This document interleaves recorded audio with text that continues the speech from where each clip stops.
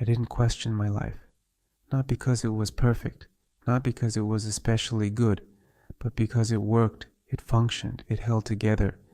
It didn't create emergencies, and because of that I assumed it didn't need to be examined. I thought questioning was something you did when things went wrong, when something broke, when pain forced your attention.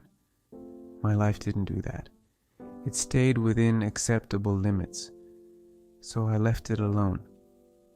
I told myself that questioning was a luxury, something for people who had the freedom to experiment or the safety to make mistakes. I told myself that responsibility meant commitment to what already existed, and commitment, I believed, meant not reopening settled decisions. So I didn't. I moved forward without looking too closely at where I was going. I assumed that the direction had already been decided, that my task was simply to continue. That assumption felt adult, it felt stable, it felt respectful of everything I had built, but it also made something invisible.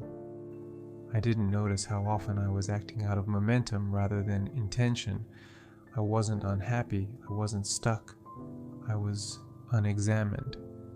There's a difference. An unexamined life doesn't announce itself as empty. It doesn't feel wrong.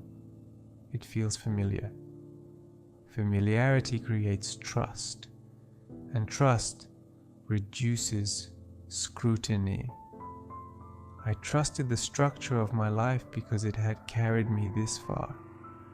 Why would I question something that had proven reliable? That question felt disloyal.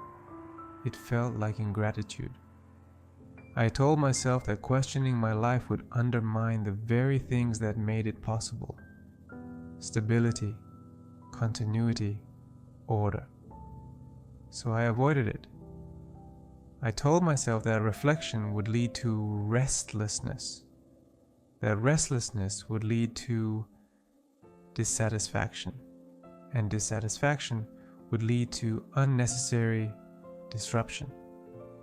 I didn't want that. I wanted peace. But peace without awareness is just quiet momentum. I began to see that I had confused lack of conflict with alignment. Just because nothing inside me was screaming didn't mean everything inside me agreed. It only meant that nothing was loud enough to interrupt the routine. I had learned how to function well without asking myself how I felt about it. Function became the measure. As long as things were getting done, as long as responsibilities were met, as long as expectations were satisfied, I assumed everything was fine. I rarely stopped to ask, is this still right for me? That question felt indulgent, unnecessary. I believed that once you reached a certain stage in life, you didn't revisit the foundations. You built on them. You didn't question the house once you were living in it. But living in something for a long time doesn't mean it still fits. I didn't notice how much my identity had fused with my routine. Who I was became what I did consistently. And consistency, over time, can replace choice. I stopped seeing my life as something I was shaping and started seeing it as something I was maintaining. Maintenance doesn't invite questions. It invites efficiency, and efficiency discourages reflection. I didn't question my life because questioning felt like risk, not risk of failure, but risk of uncertainty. I didn't want to open questions that didn't come with clear answers, so I avoided asking them. I stayed busy, I stayed productive, I stayed occupied.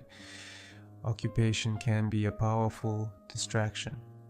When you're occupied, you don't have to ask yourself whether you're engaged. You just have to keep going. I told myself that this was normal, that everyone lived this way, that reflection was overrated, but I noticed something subtle over time. The absence of questioning didn't make me calmer. It made me numb, not dramatically, quietly. I stopped feeling curious about my own life. Days blended together. Weeks passed without distinction, not because they were bad, but because they were predictable. Predictability felt safe, but it also felt flat.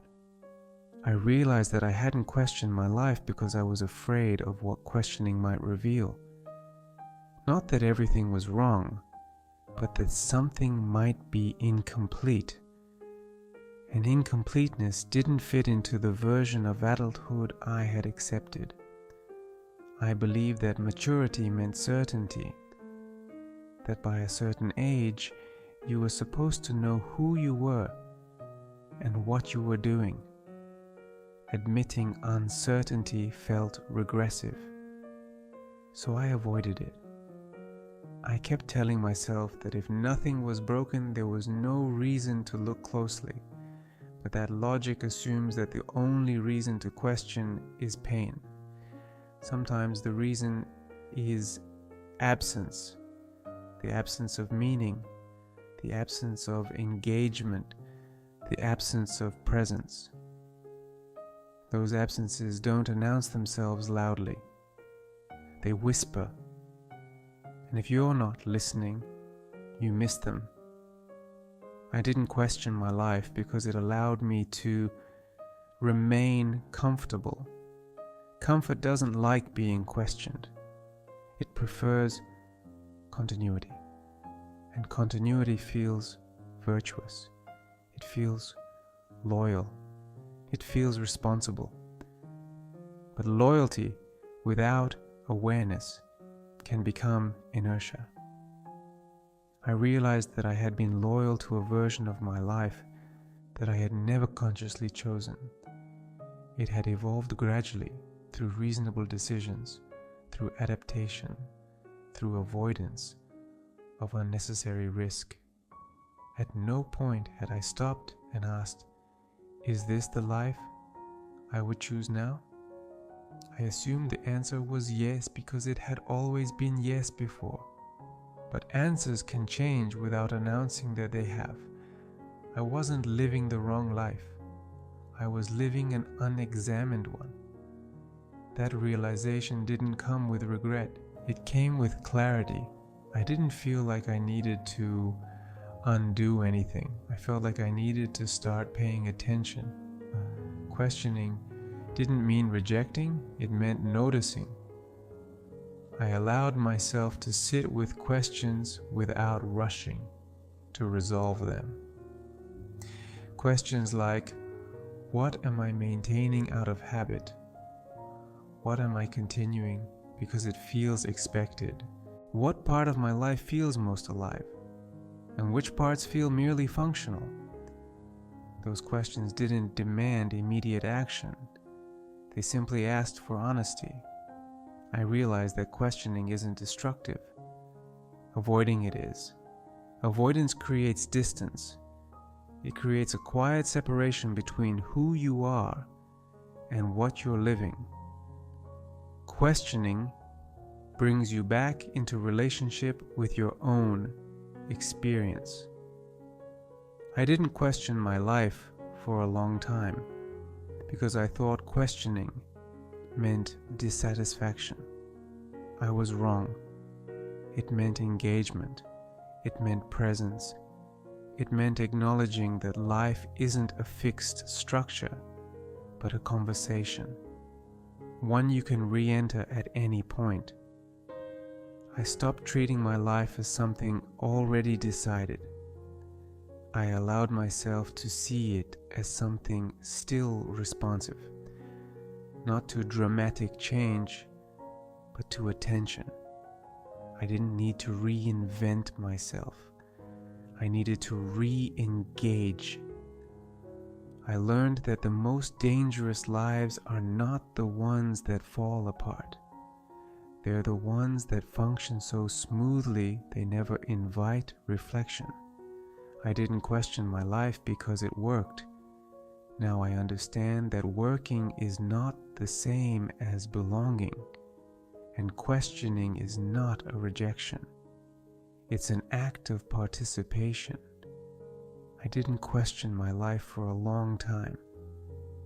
Now I don't avoid the questions. I let them exist, and that alone changed everything.